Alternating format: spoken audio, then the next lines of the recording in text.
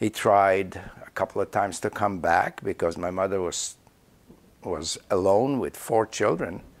I had 2 sisters and a brother, and he felt kind of that he left us alone, so he wanted to come back. But unfortunately, or maybe fortunately, he was caught on the border by the Russians, and they didn't let him go back. I had a cousin who was with my father and his uncle, and his father, which was my uncle.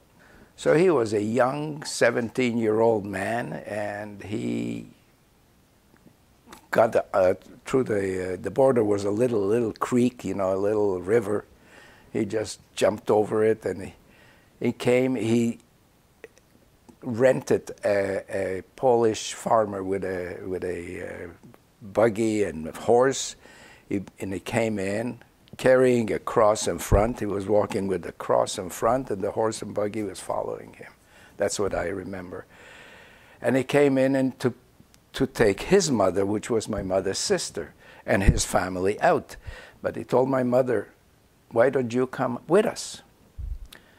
My mother was waiting for this kind of invitation, and we had a few, I would call zlotys at the time, whatever the both families picked up by selling goods.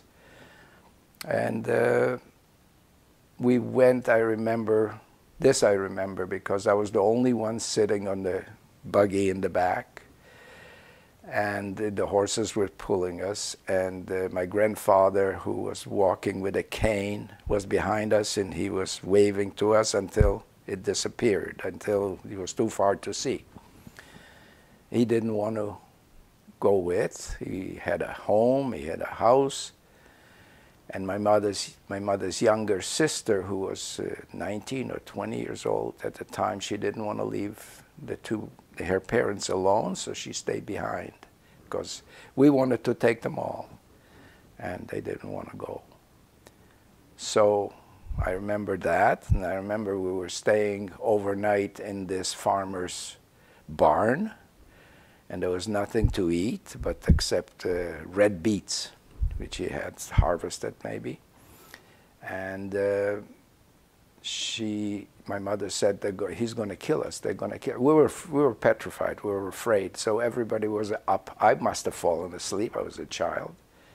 The next morning, in dawn, when just the sun came out, he took us across the border. We were arrested by the Russians.